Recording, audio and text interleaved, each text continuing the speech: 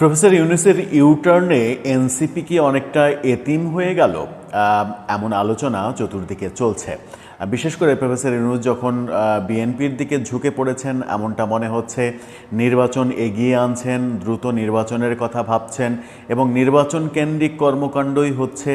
এবং লন্ডনে এক ধরনের ঘোষণাই দিয়েছিলেন যে গণভোট হবে না, সংস্কার মূল সংস্কারগুলো পরবর্তী সংসদে হবে। এমন অবস্থায় এনসিপি মূলত এতিম হয়ে গেল কিনা সেই প্রশ্ন উঠেছে এবং তেমনই মন্তব্যও করেছেন সম্প্রতি বিশিষ্ট সাংবাদিক মাসুদ কামাল। তার মন্তব্যে এনসিপিকে এক ধরনের এতিম হিসেবেই তিনি দেখছেন এবং পরবর্তীতে এনসিপি নির্বাচন আদৌ করবে কিনা, নির্বাচন করতে পারবে কিনা, নির্বাচন করলে তার ফলাফল কি হবে সেরকম বিষয় নিয়েও তিনি কথা বলেছেন। আদতে এনসিপির অবস্থা কি হতে চলেছে, এনসিপি কি এতিম হয়ে পড়ল, সেই আলোচনাই করবে এই ভিডিওতে। থাকবেন পলিটিক্স টিভির নিয়মিত আয়োজনে।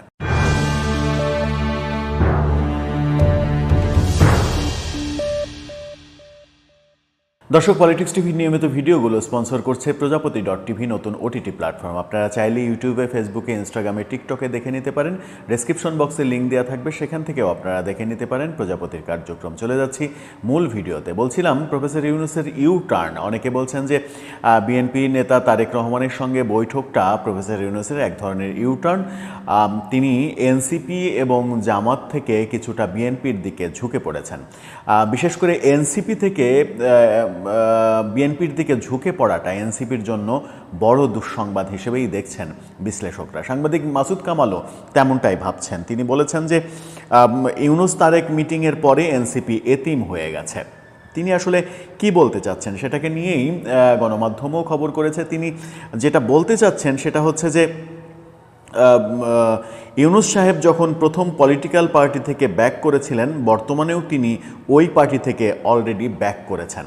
অর্থাৎ 2007-এ প্রফেসর ইউনূস যখন প্রথম রাজনৈতিক দল নাগরিক শক্তি তৈরি করার চেষ্টা করেছিলেন, সেটা ব্যর্থ হয়ে তিনি যেমন ব্যাক করেছিলেন, তেমনি এনসিপির পেছনে সময় দিয়ে দিয়ে এখন যখন মনে হচ্ছে যে এনসিপির পেছনে পড়ে থাকলে আদতে হবে না, কাজের কাজ কিছু হবে না, তাই তিনি সেখান থেকেও ব্যাক করলেন, এমনটা মাসুদ কামালের মন্তব্য। তিনি বলেছেন, আমার কাছে দুঃখ লাগে এই মিটিংয়ের মাধ্যমে এনসিপি এতিম হয়ে গেল। এনসিপি তো নিজের কথা কয়, গায়ের জোরে কথা বলতো। এনসিপির নেতাদের কথাবার্তা, চালচলন, আচার আচরণ, ব্যক্তিগত জীবনযাপন সব মিলে কিন্তু মানুষ তাদের পছন্দ করেনি। শেষ পর্যন্ত ইলেকশন যদি হয়, আলটিমেটলি কি হবে জানি না। যদি ওরা একা একা ইলেকশন করে, আলটিমেটলি যদি করতে পারে আর কি, নির্বাচনে যাওয়ার জন্য এনসিপি এখনও নিবন্ধন নেয়নি। যদি করতে পারে, তাদের বডি ল্যাঙ্গুয়েজ কি, নিবন্ধন যে কোনো সময় চাইলেই হয়তো পাওয়া যাবে। তারা কি শর্ত পূরণ করছে? তবুও পেয়ে যাবে আশা করি, এমনটাই তার মন্তব্য। আবেদন করলেই পেয়ে যাবে, শর্ত পূরণ করা লাগবে না, অ্যাপ্লাই করলেই তারা নিবন্ধন পেয়ে যাবে। ইউনূস সাহেব আছেন না? আছেন তো, সমস্যাটা কি? ভোটের মাঠে জামানত রক্ষাই হবে এনসিপির সবথেকে বড় সাফল্য উল্লেখ করেছেন তিনি। বলেছেন, ইলেকশন করতে তারা নামবে হয়তো বা, যদি একটা আসনে ওনাদের জামানত রক্ষা হয়, যদি একটা আসনেও তাদের জামানত রক্ষা হয়, এটাই হবে তাদের সবথেকে বড় সাফল্য।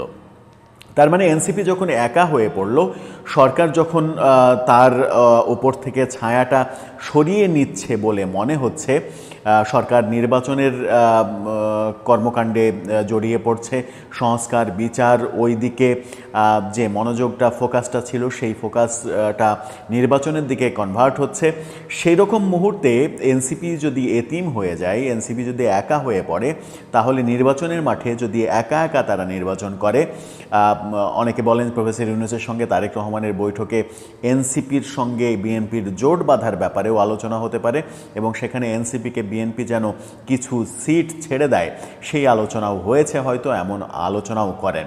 যদি বিএনপি সেটা না করে, এনসিপি যদি একা একা নির্বাচন করে, এনসিপির জোট যদি শেষ পর্যন্ত জামাতের সঙ্গেও না হয়, তাহলে তারা যেগুলো আসনে নির্বাচন করবে, একটি আসনেও তারা জামানত ফিরে পাবে না, এমনটাই মন্তব্য মাসুদ কামালের। মাসুদ কামালের এই মন্তব্য যখন তিনি করছেন, তখন আমরা এনসিপিকে নানা রকমের বিতর্কিত অবস্থায় দেখছি। এনসিপি নেতা সরোয়ার তুষারকে নিয়ে যাচ্ছে তাই অবস্থা শুরু হয়েছে। এক তার দলেরই নারী নেত্রীকে কুপ্রস্তাব দেয়া, তারপরে তাকে দলীয় কর্মকাণ্ড থেকে অব্যাহতি দেয়া, শোকজ করা। সেই শোকজের পরে এখন নতুন করে কথা উঠেছে সরোয়ার তুষারের এর আগের ব্যাকগ্রাউন্ডও ভালো না, নারী ব্যাপারে তার ইতিহাস খুব একটা ভালো সাক্ষ্য দেয় না। সেই কারণে সরোয়ার তুষারকে দল থেকে বহিষ্কারের প্রসঙ্গ আসছে। কিন্তু সরোয়ার তুষার যখন প্রথম সারির নেতা, যুগ্ম আহ্বায়ক, বলা যায় যে 4-5 জন প্রথম প্রধান নেতার মধ্যে একজন সরোয়ার তুষারকে বানিয়ে ফেলেছে এনসিপি, এবং কোনো কোনো ক্ষেত্রে সরোয়ার তুষার এনসিপির মুখপাত্র হিসেবেও কাজ করছিলেন। সেই রকম নেতাকে তারা সরিয়ে দিতে পারবে কিনা, সরিয়ে দিলে কি অবস্থা হবে, নতুন করে কোন বিপদের মধ্যে পড়বে, এরকম আলোচনা যখন চলছে, তখন মাসুদ কামালের এই মন্তব্যটা কিন্তু খুবই গুরুত্বপূর্ণ। যদি শেষ পর্যন্ত সেটাই হয়, এনসিপি নির্বাচনের রেসে গিয়ে যদি জামানত হারিয়ে ফেলে প্রত্যেকটা আসনে, যেমন ঢাকাতে নির্বাচন করতে চান এনসিপির আহ্বায়ক নাহিদ হোসেন, ঢাকাতে যে আসনে নির্বাচন তিনি করতে চান সেই আসনে তাকে লড়তে হবে বিএনপি নেতা মির্জা আব্বাসের সঙ্গে। মির্জা আব্বাসের সঙ্গে লড়ে নাহিদ ইসলাম কি জামানত ফিরে পাবেন? এই প্রশ্নটা তো আসতেই পারে, কারণ মির্জা আব্বাস ঢাকার বিএনপিরই শুধু না, বিএনপির ডাকসাইটে নেতা, এবং ঢাকায় যে আওয়ামী লীগ বিএনপি মিলিয়ে যে 2-4 জনের দাপট পুরো ঢাকাতে, তার মধ্যে অন্যতম কিন্তু, যদি বিএনপি আওয়ামী লীগ সব মিলিয়ে 3 জন কিংবা 4 জনের নাম বলা হয় যে ঢাকাতে দাপট রয়েছে, 2 জনের নামও যদি বলা হয়, তাও হয়তো মির্জা আব্বাসের নাম আসবে। বিএনপির 2 জন ঢাকার প্রভাবশালী নেতা হিসেবে পরিচিত মির্জা আব্বাস, আর একজন সাদেক হোসেন খোকা, যিনি মারা গেছেন, তার ছেলে ইশরাক হোসেন।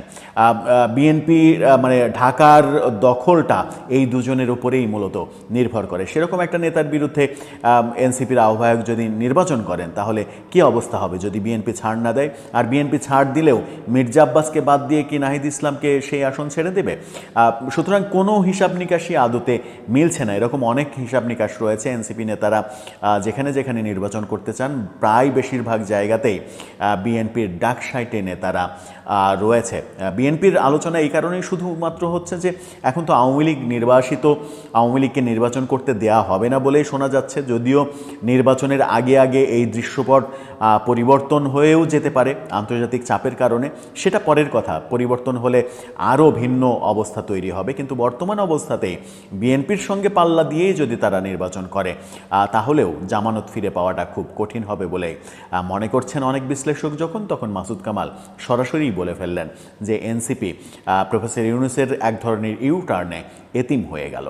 দর্শক, আপনারও কি তাই মনে হয়? এনসিপি কি সত্যিই এতিম হয়ে গেল, নাকি তারা আবার পূর্ণোদ্যমে ফিরে আসবে আগের মতো জোয়ার নিয়ে? আপনার মতামত জানিয়ে লিখতে পারেন।